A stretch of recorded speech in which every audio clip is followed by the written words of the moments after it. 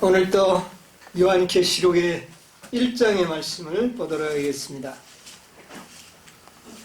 요한계시록 1장 12절로부터 제가 읽도록 하겠습니다. 가로되 너 보는 것을 책에 써서 몸을 돌이켜 나더러 말한 음성을 알아보려고 하여 돌이킬 때에 7금 촛대를 보았는데 촛대 사이에 인자 같은 이가 발에 끌리는 옷을 입고 가슴에 금띠를 띠고 그 머리와 털의 희기가 흰 양털 같고 눈 같으며 그의 눈은 불꽃 같고 그의 발은 풀무에 단련한 빛난 주석 같고 그의 음성은 많은 물소리 같으며 그 오른손에 7별이 있고 그 입에서 좌우에 날성금이 나오고 그 얼굴은 해가 힘있게 비치는 것 같더라. 16절까지만 낭독하겠습니다. 요한계시록 1장을 한두 시간에 이렇게 말씀을 드릴까 생각을 했는데 읽다가 보니까 그냥 지나칠 수가 없어요. 얼마나 한 절 한 절이 다 중요한 그런 아주 놀라운 말씀인 것을 좀 볼 수 있었습니다. 자, 지난번에 요한이 몸을 돌이켜 나에게 말한 음성을 보려고 하여 어떻게 했다고요? 돌이킬 때에. 우리가 돌이킨다고 하는 돌이킬 때에 이건 시간이잖아요. 시간일 때. 또 이것은 돌이키는 경험을 이야기하기도. 이것이 무슨 경험인지를 지난번에 우리는 생각을 해봤습니다. 그런데 돌이킬 때에 보여주는 모습이 뭐였어요? 7금 촛대. 그리고요 촛대 사이에 인자 같으신 이가 발에 끌리는 옷을 입고 가슴에 금띠를 띠고 어떤 모습이죠? 예수님께서 하늘 성소에서 대제사장의 신분으로 봉사하고 계심을 보여줬습니다. 자, 우리가 오늘 이 자리에는 다 돌이키신 분들이 앉아있다고 저는 믿습니다. 만약 돌이키지 않는 분이 이곳에 있다면 오늘 제 설교가 별로 의미가 없을런지도 모릅니다. 우리는 다 돌이켰어. 보니까 7금 촛대를 사이를 거니시는 예수 그리스도. 그런데 그 예수는 어떤 모습의 그리스도? 대제사장의 모습의 그리스도를 보게 됩니다.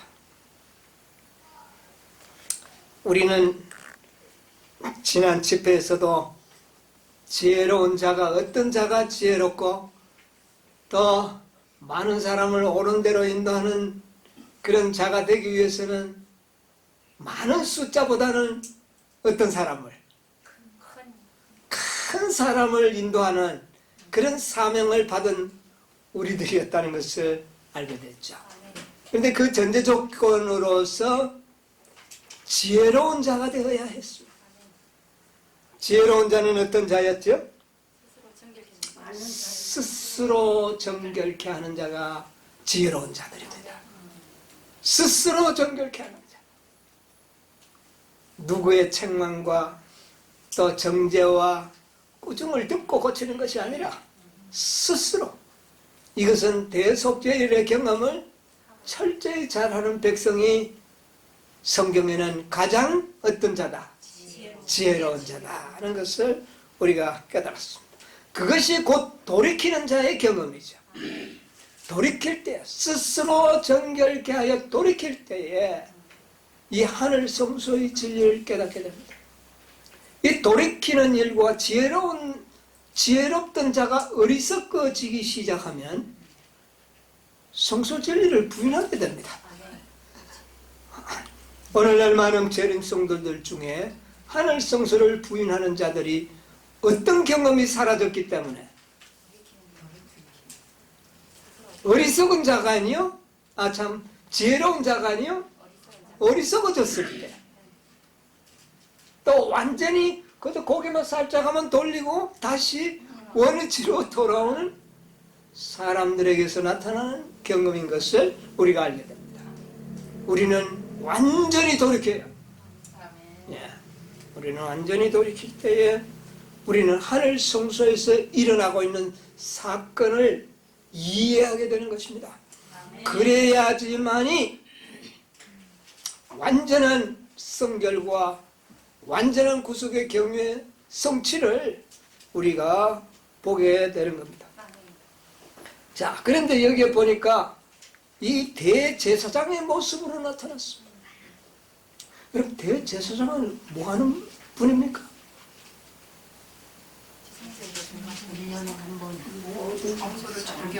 예, 뭐 물론 대제사장이라 그랬는데 사실은 제사장도 대제사장의 일을 하는 직분이죠.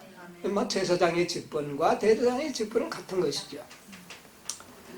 어쨌든 제사장이라고 하는 것은 이스라엘 백성들에게 매우 필요한 존재였습니다.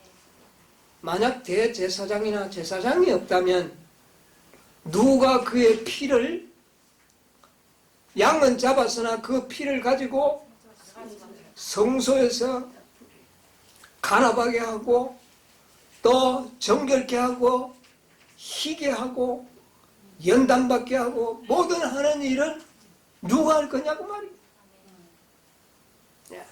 제사장의 존재는 이스라엘 백성들, 그리스도인들에게는 절대적인 존재라는 사실을 우리가 깨달을 필요가 있습니다.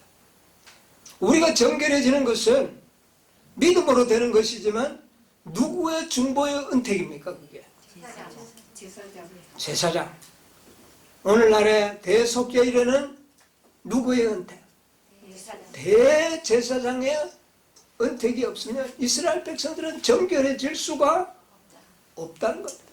정결과 이 제사장의 직분은 뗄래야 뗄 수 없는, 성결과 대제사장의 직분은 뗄래야 뗄 수 없는 관계 속에 있다는 것을 발견하게 됩니다. 이 요한이 계시 중에 본 예수님은 대제사장의 직분으로서의 지상에서는 한 번도 그런 모습을 요한이 본 적이 없었습니다. 새로운 모습이죠. 새로운 직분입니다. 요한은 마음에 깨달을 때, 우리를 위하여 대제사장의 직분을 가지신 것은 우리를 뭐 하도록 하기 위한? 우리를 정결케 하도록 하기 위하여 봉사하시는구나. 이것을 요한은 돌이켰기 때문에 대번에 깨달았을 겁니다. 예. 계시록의 진리는 뭡니까? 결론적인 복음은 니고데모가 자신의 의로서는 구원을 받을 수 없고 오직 그리스도의 의로서만 구원을 받을 수 있다는 진리를 깨닫고 난 다음에 우리 자신이 성결케 되는 일은 누구와의 동력이 없이는 제사장, 대제사장과의 관계가 없이는 될 수 없다는 것을 분명히 이야기하고 있습니다. 우리는 스스로 정결하게 될 수 없습니다. 자, 그래서 이스라엘 백성들은 대제사장은 정말 매우 고마운 존재입니다. 아론이 대제사장이었는데 아론이 죽었을 때 이스라엘 백성들이 며칠 동안 애곡했는지 압니까?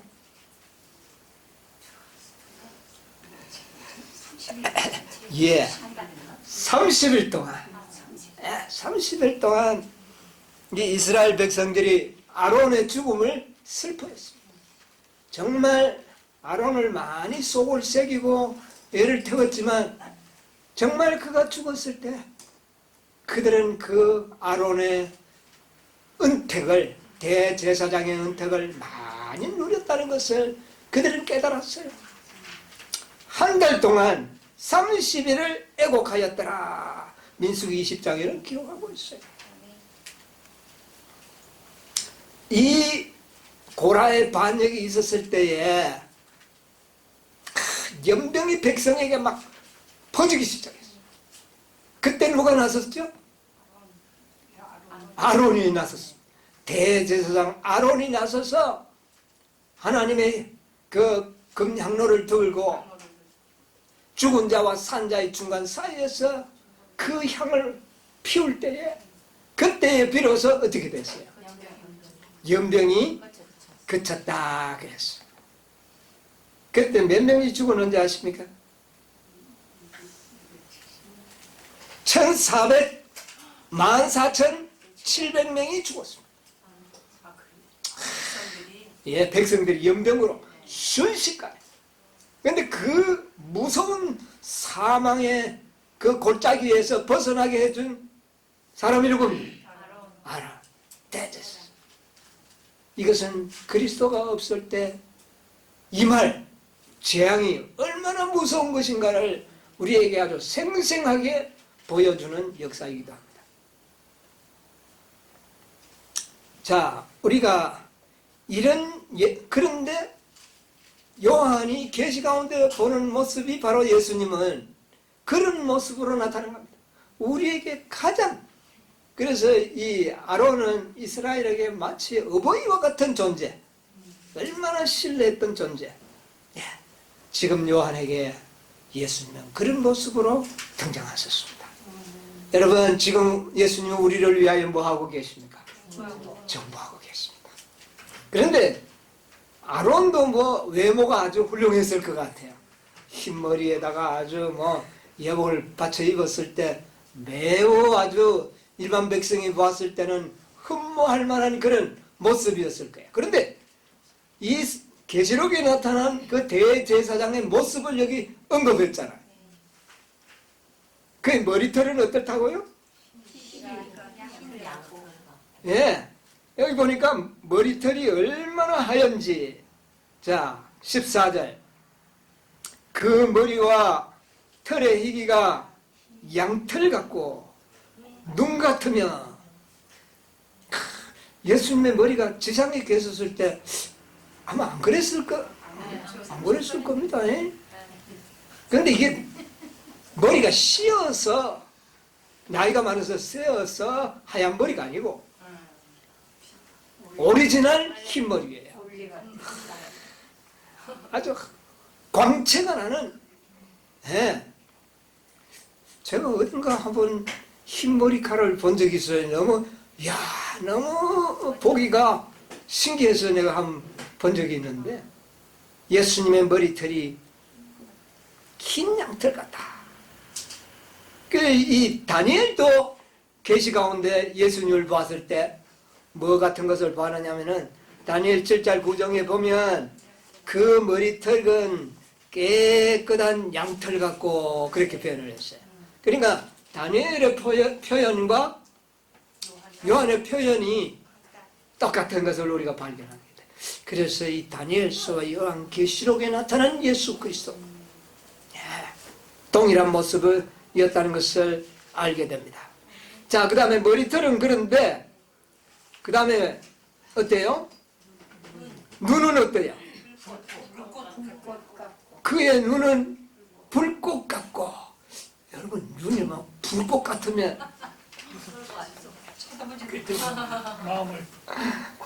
이 자비를, 아주 자비하고 인자스러운 모습은 막 그건 내면에 있겠죠. 있겠지만 표면적으로는 예수님의 모습에서 그것보다는 너무나 존엄하고 근엄하시고 정말 너무나도 거룩한, 우리 인간 사회에서는 볼 수 없는 그런 눈을 가진 것, 분을. 여기 보니까 눈을 갖다가 눈은 불꽃 같고 그랬는데 다니엘서에서는 보니까 횃불 같다 그렇게 이야기해요. 횃불, 뭐 횃불이나 불꽃이나 똑같은 것이죠. 타오르는, 타오르는. 예. 자, 그래서 불꽃 같고, 이 불꽃 같다는 말은 모든 것을 다 보신다. 여러분, 대제사장 앞에, 우리의 대제사장 앞에는 숨길 필요가 없다. 뭐 숨길 필요가 없어. 그러므로 있는 그대로 보여주는 자들이 가장 지혜로운 자들.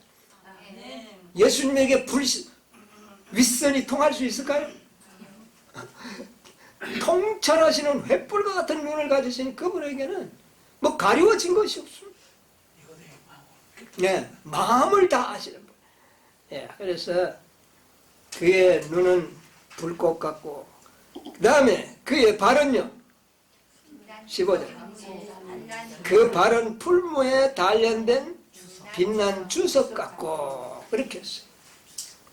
그런데 다니엘서에서 보니까 발은 빛난 녹과 같고, 그러니까 이 주석이나 녹은 같은 물질이라는 것을 우리가 합금이죠, 보는데, 그런데 다니엘서에서는 보면 팔과 발은 빛난 롯에 같고, 팔과 발을 같은 것으로 이야기했는데, 이 요한의 모습의 표현을 보면 뭐가 발이, 양발이 빛난 주석 같다.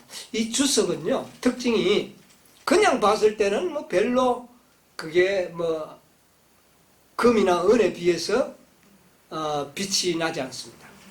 그런데 불 속에 들어가서 그것이 용해되고 달아올랐을 때는 금과 은보다 더 강렬한 빛을 쏟아낸답니다. 빛이. 그런데 이 발을 갖다가 빛난 주석 녹에다가 비유를 했을까? 제가 좀 이렇게 생각을 해봤어요. 여러분, 예수님이 십자가에 달리실 때의 고통이 어디에 고통이 심했을까요? 처음 십자가에 달렸을 때. 손에 못을 박을 때. 고통이 심했겠죠. 그러나 손보다도 저는 발을 좀 생각을 해요. 발을 이리 포개놓고 그 위에 못을 박을 때 그 느끼고 당하는 고통의 연단. 그래서 어디에서 빛이 나야 합니까? 우리를 위하여 고통당하신 그 발이 빛이 난다는 것을 여기에 좀 묵시적으로 우리에게 가르쳐 주지 않는가. 두 발을 포개놓고 거기에 못을 박히는 예수님의 십자가의 형상을 연상시켜주는 그런 표현의 말씀이 아닌가, 저는 그렇게 좀 생각을 해봅니다. 자, 그 다음에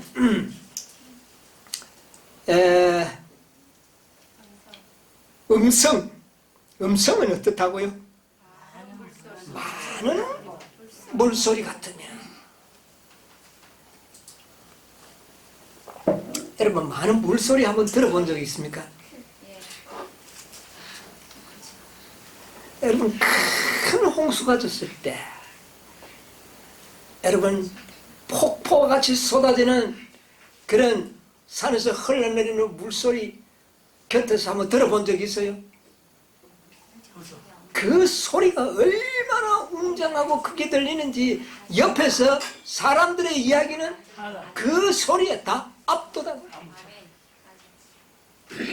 그 다음에 파도가 그냥 큰 바람과 함께 몰아쳐서 바위에 부딪힐 때 그 웅장한 소리는 바로 옆에 사람의 음성도 들을 수 없을 정도로 모든 이 세상의 소리들을 다 어떻게 해요? 다 압도하는 그런 소리입니다. 여러분, 예수 그리스도가 이 세상의 모든 잡다한 인간들의 죄에 대한 모든 변명들이 얼마나 많습니까? 얼마나 많은 오류들이 적당한 이론을 붙여서 설명을 하는 많은 인간들의 음성을 예수 그리스도의 입에서 나오는 진리의 음성이 다 압도할 때가 있을 겁니다. 그의 영광으로 온 땅이 환하여지고 늦은 빛 성령을 받은 하나님의 백성들이 이 땅에 외치는 그 음성은 바로 하나님의 음성이 될 겁니다. 모든 이 세상의 음성을 어떻게 해요? 다 압도하고 묵살시키는 그런 음성으로 나타나게 될 것입니다. 여러분, 우리는 이 시간 그리스도의 말씀이 많은 물소리와 같이 여러분에 들리게 되시기를 바랍니다. 아멘. 여러분, 하나님의 말씀을 읽을 때, 연구할 때 그 하나님의 말씀의 음성이 어느 정도 크기로 들립니까? 물소리처럼 들립니까? 옆에서 텔레비 소리만 나도 그 소리에 귀가 뺏기는 이런 적은 소리로서는 하나님의 말씀은 완전히 나를 압도하고 삼키는 그런 소리로 우리에게 임해야 되는 겁니다. 그렇게 된다면 여러분, 우리는 완전히 그리스도의 사람으로서 변화되어 있을 겁니다. 이 요한은 예수님의 음성이 많은 음성으로 들렸습니다. 우리에게도 그런 음성으로 들리게 되기를 간절히 바랍니다. 네. 많은 물소리 같더라. 그래서 에스겔 43장 2절에 보니까요, 거기도 보니까 하나님의 음성을 많은 물소리로 비유를 했어요. 예. 시편 29편 3절 4절에도 보면 여호와의 소리가 물 위에 있으며 그랬어요. 예. 많은 물소리는 하나님의 음성을 상징하고 있어요. 올여름에 폭풍해서 홍수가 졌을 때 물이 흐르는 소리를 한번 들어보시게 되기를 바랍니다. 하나님의 음성이 우리의 마음속에 그런 큰 음성으로 들릴 때에 여러분, 우리가 변화되지 않겠습니까? 네. 우리의 생애가 변화될 수 있으리라고 저는 믿습니다. 자, 그 다음에 16절에 보니까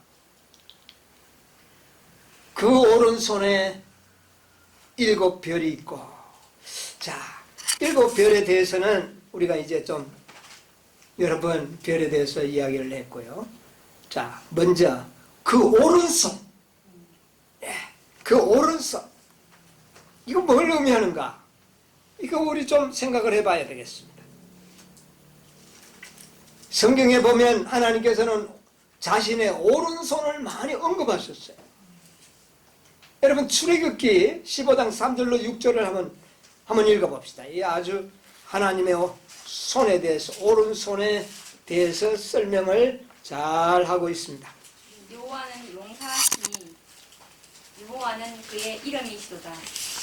그가 바로의 병거와 그 군대를 바다에 던지시니 그 택한 장관이 홍해에 잠겼고 큰 물이 그들을 덮으니 그들이 돌처럼 깊음에 내렸도다.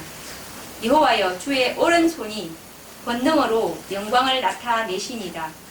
여호와여, 주의 오른손이 원수를 부수니니. 하나님의 오른손, 예수님의 오른손은 그의 능력과 권능과 권세를 상징하는 겁니다. 네.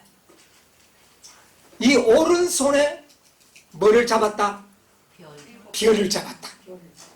이 권세에서 별을 뺏어가거나 그렇게 할 어떤 세력이 있을 수 있나요? 없는 겁니다.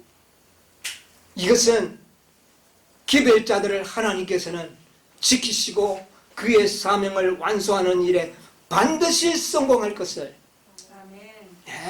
보증하는 말, 오른손으로. 이 오른손의 말이 성경에 여러 곳에 나오더라고요. 신명기 33장 2절도 한번 볼까요?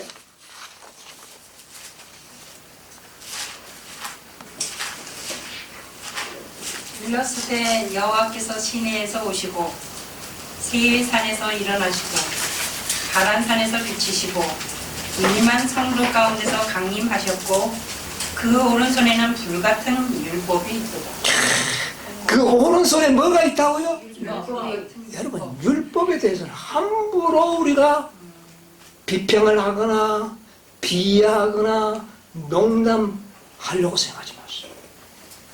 이 율법은 하나님의 어떤 손에요? 오른손에 놓여 있는 것입니다. 이 율법에 대해서는 율법이 비록 우리를 구원을 줄 수 있는 그런 어떤 사명을 가지지는 않았지만 이 율법은 하나님 자신을 대변하는 권세의 상징이라는 것입니다. 이 땅에 주어진 하나님의 율법은 하나님의 능력이요 권세요 영광이에요. 그러므로 우리는 하나님의 율법을 불순종하거나 비하하거나 경솔히 여기는 것은 옳지 않은 것을 알아야 돼요. 그의 오른손에 뭐가 있다고요? 율법. 하나님의 율법이 있다. 예, 이것을 우리는 기억해야 되겠어요. 자, 그 다음에 이사야 41장 10절에 보면 또 우리에게 매우 낯익은 음성이 들립니다.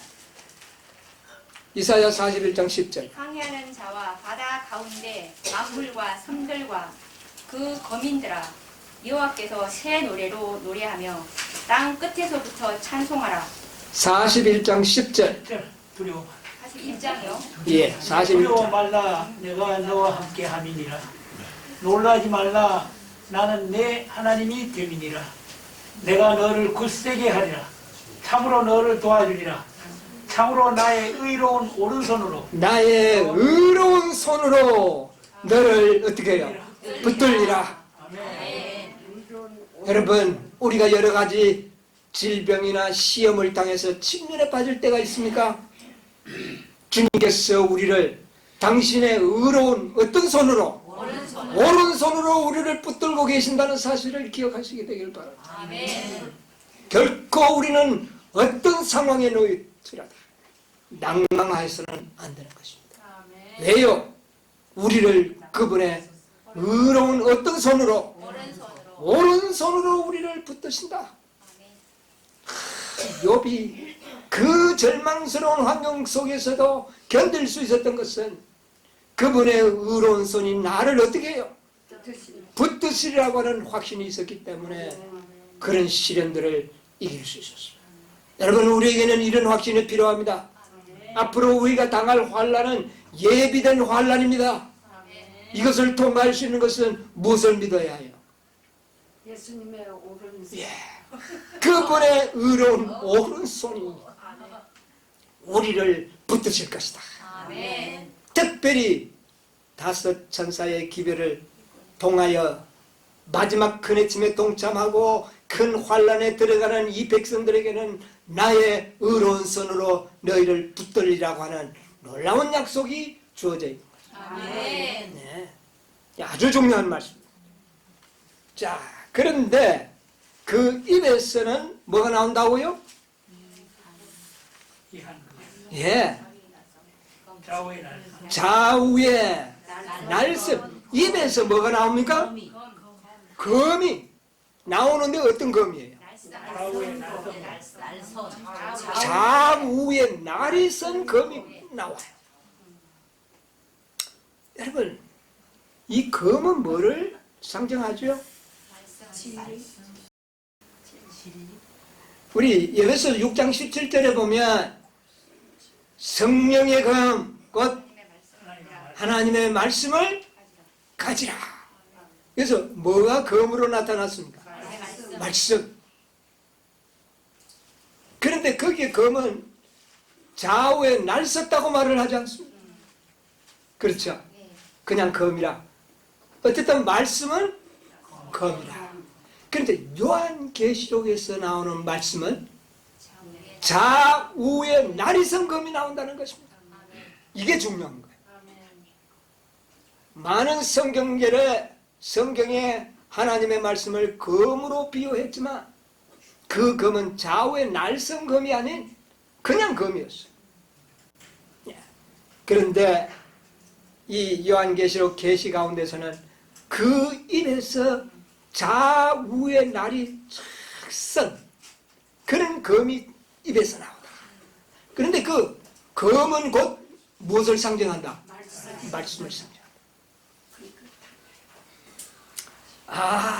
이 모습을 자세히 우리가 연상을 해보니까 그 모습이 결코 호락호락한 모습이 아니고 아주 거룩하시고 우리가 근접할 수 없는 위엄과 존엄을 가지시고 놀라운 우리 인간들이 상상할 수 없는 그런 하나님의 귀한 모습을 우리에게 연상시켜줘. 인자하신 그런 예수님의 모습, 단편적인 모습은 아닌 것 같아요. 그렇죠? 자, 우리가 하나님의 말씀은 모든 말씀은 다 검으로 상징이 된 건 맞습니다. 여러분 보세요. 날성검은 좌우의 날성검이 어떤 것인가? 우리가 한번 좀 생각을 해보려고 합니다. 요한복음 6장 63절을 한번 보세요. 요한복음 6장 63절에 살리는 것은 영이니 육은 무익하니라. 내가 너희에게 이런 말이 영이요 생명이라. 예, 살리는 것은 영이니 유익무하니라. 내가 너희에게 이런 말이 무엇이요? 영이요 생명이라. 이 말씀은 칼이지 않습니까? 그런데 이 칼은 여러분 이 칼을 가지고는 아주 좋은 일을 할 수가 있습니다. 살리는 일도 하죠. 의사들의 손에 들어갔을 때는 병을 치료하고 고치고 살리는 일을 합니다. 그런데 만약 싸우는 군인들의 손에 쥐었을 때는 이것은 적을 무찌르는 놀라운 무기로 사용이 됩니다. 자, 그리고 악한 자의 손에서는 사람을 해치고 죽이는 칼이 될 수도 있습니다. 어쨌든 이 칼은 전쟁과 관련을 지켜서 볼 수가 있어요. 그렇죠? 자, 그런데 그냥 칼은 영이요 생명이요 말씀인데 이것은 복음을 연상하죠. 복음은 우리를 살려요. 그러나 율법은요? 율법은 좀 공의와 자비. 이것은 양날입니다. 양날. 공의와 자비. 율법과 복음. 살리기도 하고 예. 살리기도 하고 죽이기도 하고. 무기도 될 수 있고 우리를 자신을 보호하는 그런 호신용으로도 될 수 있어요. 여러분 이 칼을 가지고 있어야 돼요. 그런데 계시록에 나타난 이 칼을 좌우에 날이 쓴 검이라 하는 것을 알 수가 있어요.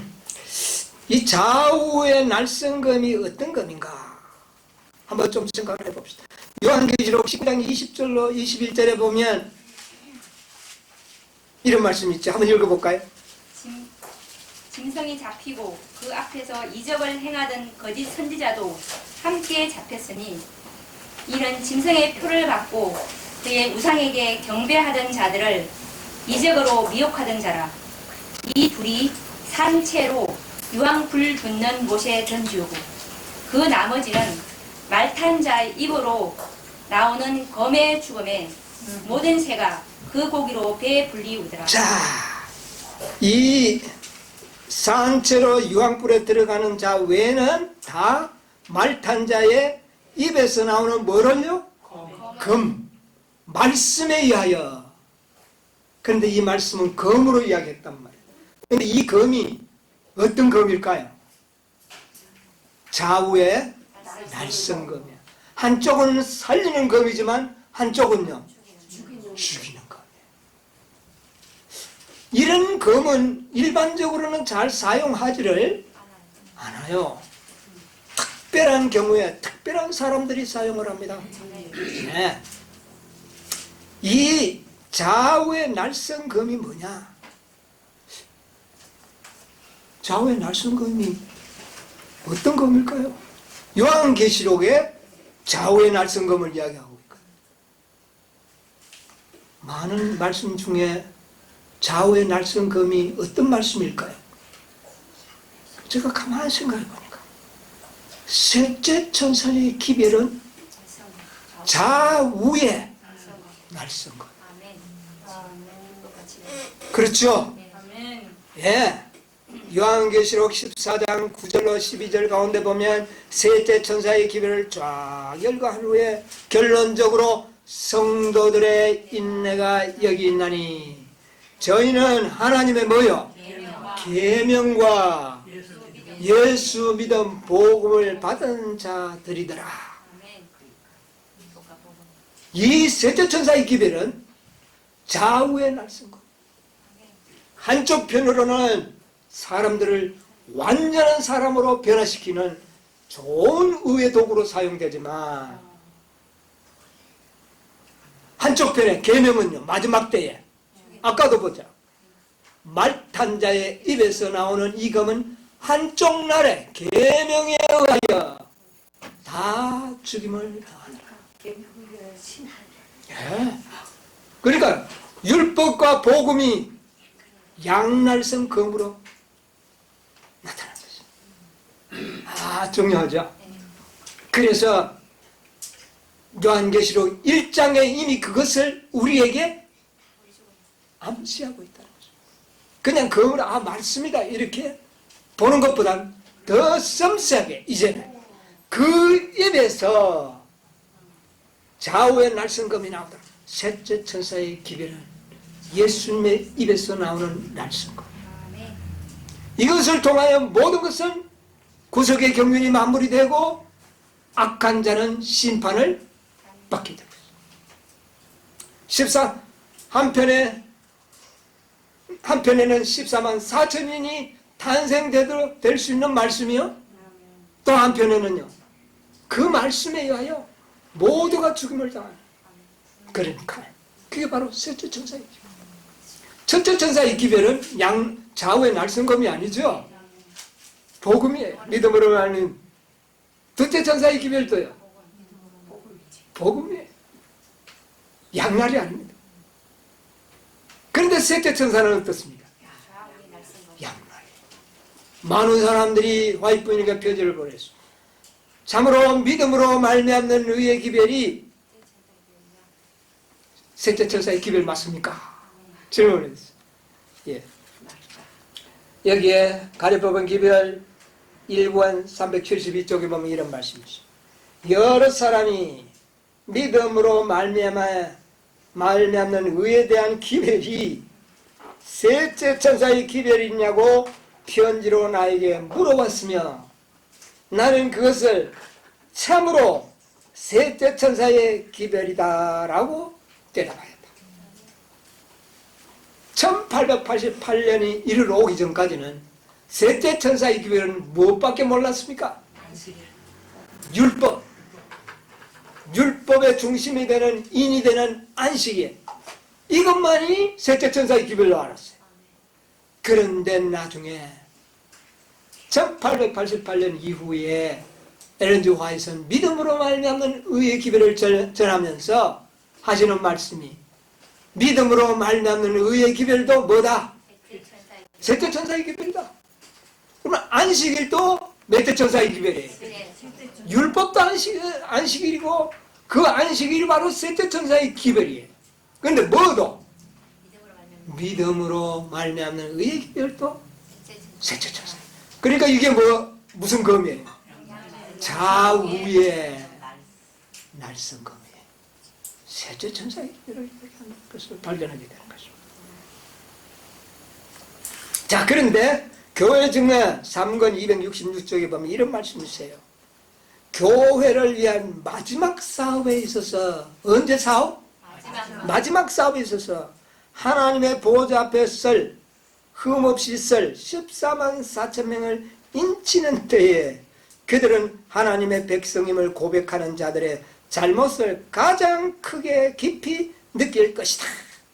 마지막 때에 14만 4천인들은 자기의 부족을 더 깊이 어떻게 해요? 느끼는 자들이다.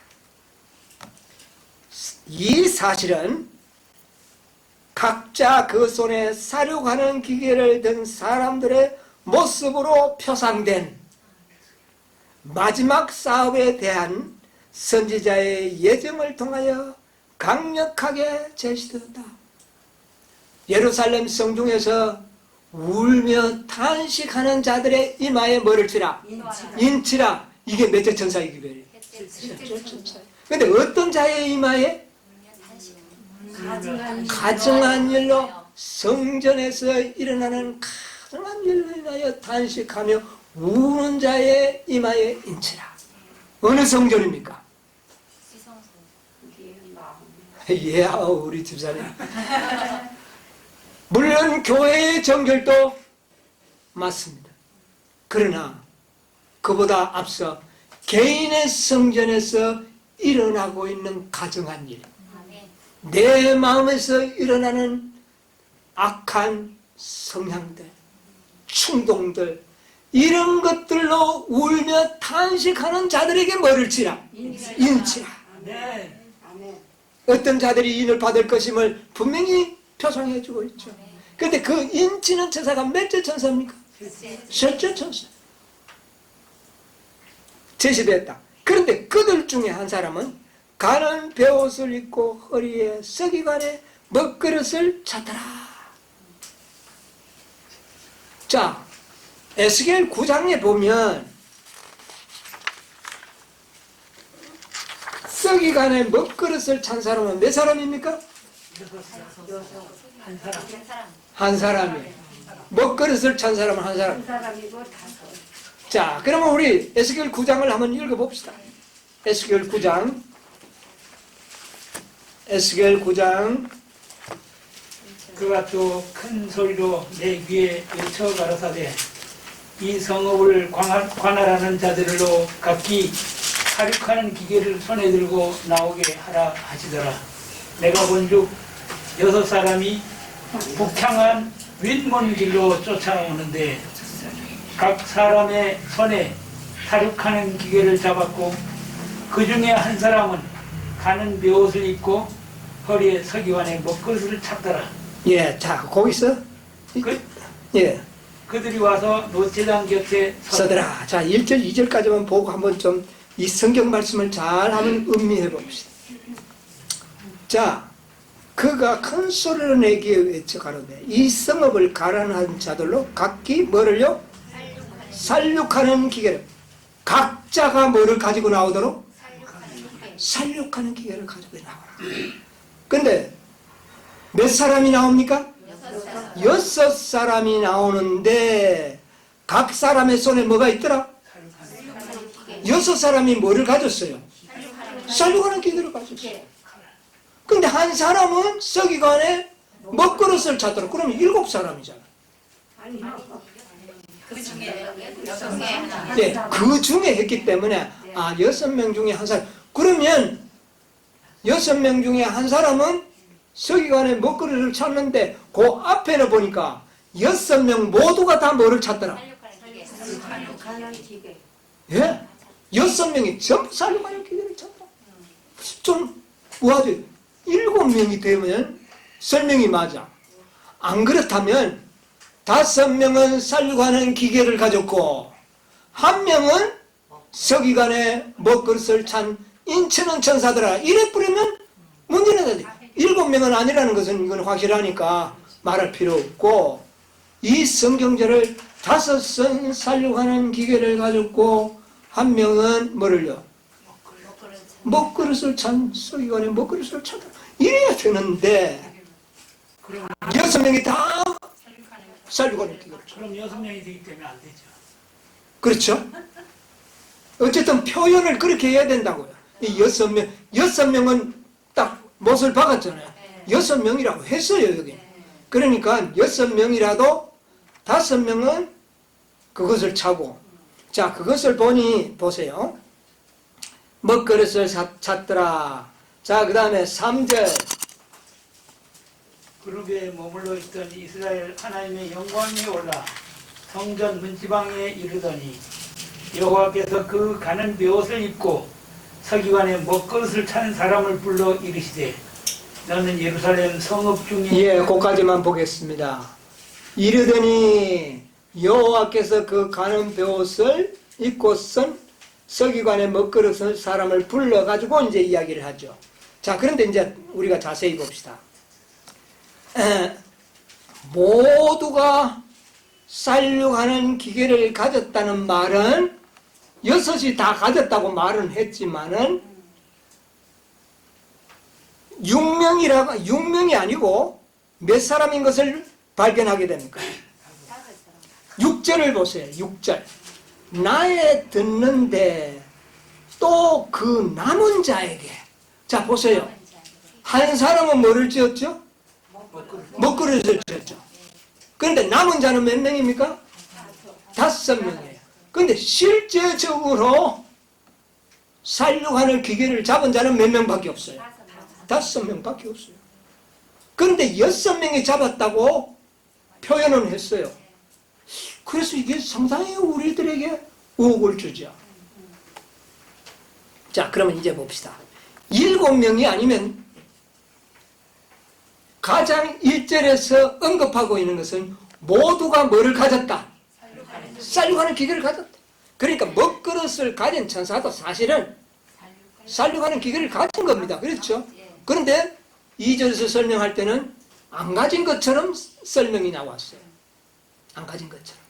그러나 1절, 2절에서 분명히 6 천사 모두는 각기 쌀육하는 기계를 가졌다. 그래서 전번에 우리가 한번 연구한 적이 있죠. 왜 이것을 5명이라고 설명하는가? 모두가 칼을 가진 자들만 설명을 해야 되는 거예요. 왜냐? 1절, 2절에서 성읍을 관할하는 자들로 뭐를 갖게 했으니까? 각자 살려가는 기회를 가졌다. 그런데 6절에 보니까 사실은 5명만 가졌는 거예요. 5명만. 먹그릇을 찬 나머지 살려가는 기계가 있잖아요. 그러면 6절 보세요. 자, 서기관의 먹그릇을 찬 자들에게 예루살렘에서 울며 탄식하는 자에게 뭐하라?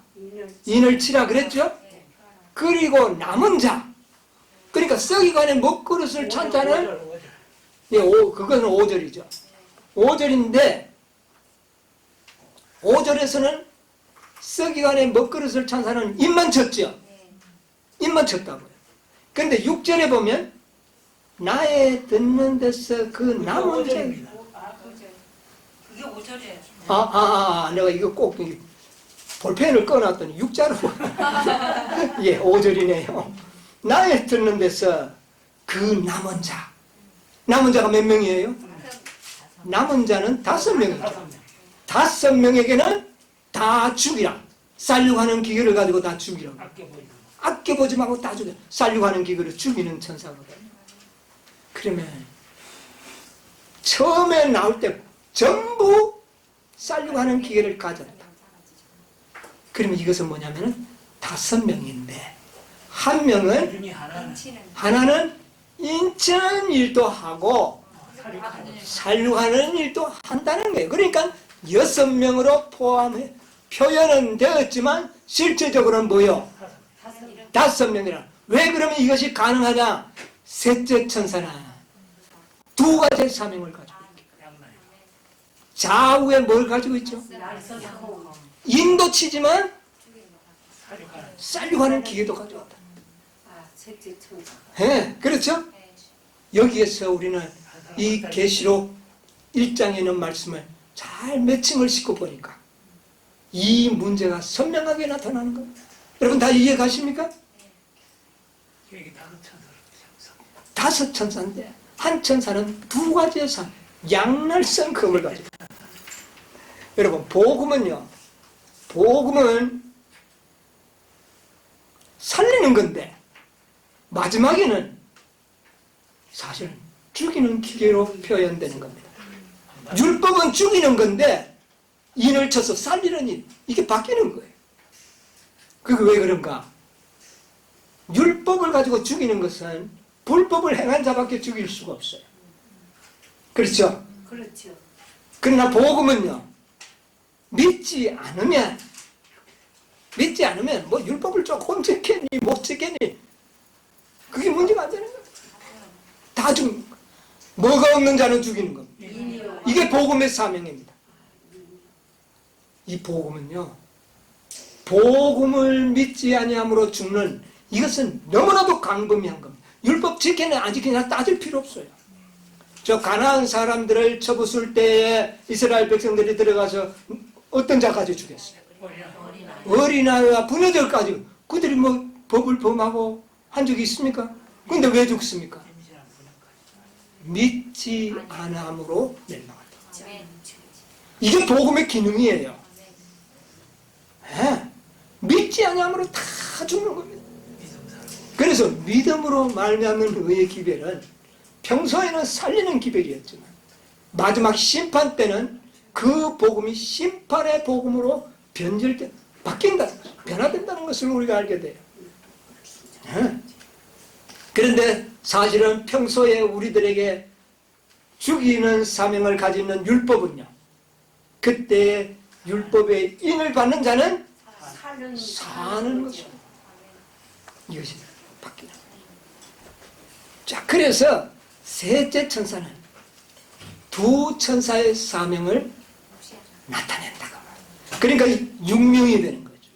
네. 기능적으로 그렇죠. 기능적으로 6명이 되고, 그런데 6명이 다 칼을 들었다는 것은 실제적으로는 5명이니까 다 칼을 들었으니까 6명이 칼을 든 것처럼 표현을 했지만 한 사람은 두 사명을 하기 때문에 6명으로 나타났을 뿐 실제는 몇 명이다?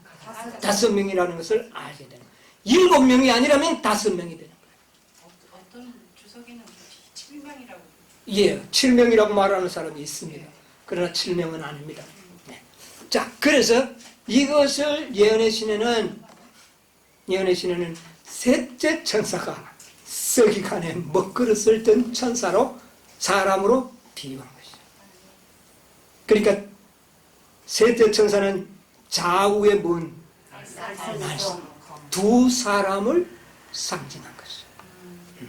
이해가 가십니까? 그러므로 우리가 전하는 5 천사의 기별이 힘을 얻습니까? 안 얻었습니까? 얻는 것입니다.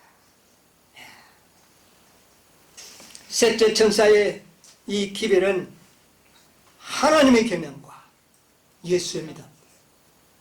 첫째, 둘째 천사의 기별이 믿음으로 말미암는 복음이었고, 넷째와 5째가 뭐였어요?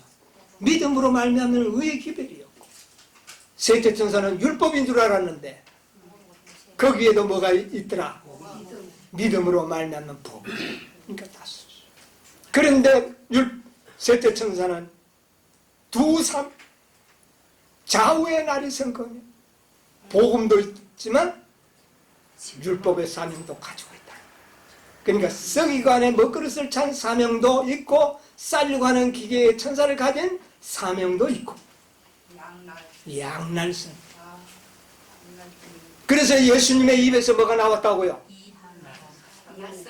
예, 좌우에 날성검이 나오더라. 이것을 요한에게 보여.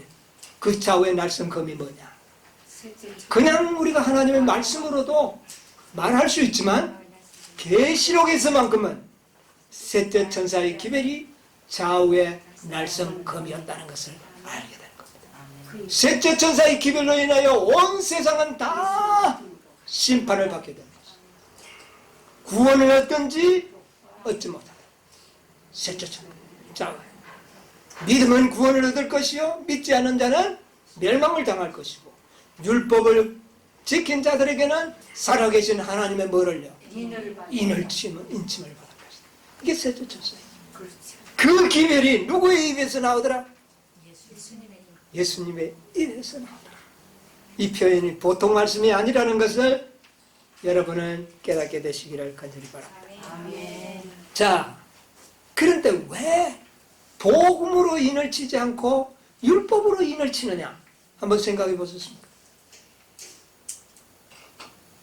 왜 율법으로 인을 칠까요? 복음으로 인을 치지 않고 완전한 복음. 하는 사람이 입안하면 간다니까. 성령의 인침이잖아요. 그죠? 예.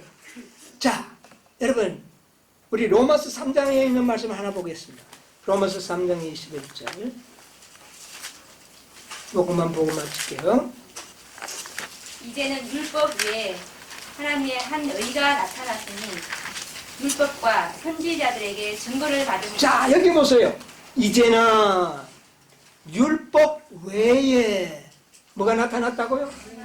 하나님의 한 의가 나타났다. 그러면 율법 외에 의가 나타났다는 말은 율법은 본래부터 뭐라는 말이에요? 본래부터 의롭다는 거죠. 본래부터 의로운 겁니다. 율법은.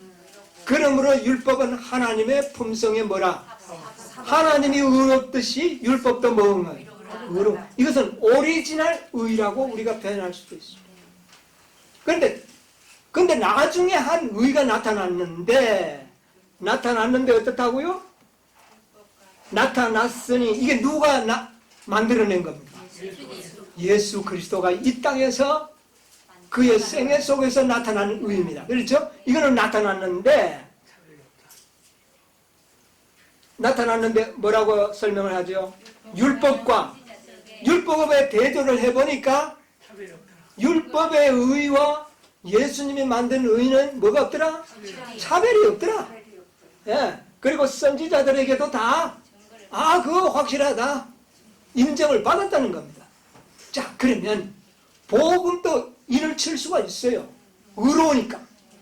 그러나 마지막 심판에 오리지널로 해야 합니까? 아니면 나중에 생겨난 것으로 해야 될까요? 오리지널로 하는 것이 확실한 증거가 되는 거죠. 선악의 대쟁투에서 중간에 나타난 것이 아닌 중간에 나타난 의도 똑같아요. 율법과. 그러나 이것은 중간에 나타난 겁니다. 예수님이 만드신 것. 본래 있던 의 무엇으로? 율법으로. 예. 그래서 우리의 희망에 무엇으로 인을 친다? 율법으로 인을 치는 것이 대쟁투에 어울리는 말씀이 되는 것입니다. 사단은 그거 아주 진짜. 예. 마지막 인은 율법으로 쳐진다. 율법은 인침을 받아들이는 구원의 확증을 이야기하잖아요. 모든 믿음으로 말미암는 의를 받은 자들의 구원을 확정짓는 것은 율법이라는 겁니다. 그게 뭐기 때문에? 그게 오리지널 의이기 때문에. 그 의와 다 차별이 없기 때문에 구원을 받기 때문에 사단이 유구무원이 된다. 그 징표로 나타나는 자들이 누구냐? 14만 4천인의 생애에서 이 의가 나타난다. 그러므로 사단은 말할 수 있다. 이 양날 성검이 예수님의 입에서 나왔다는 겁니다.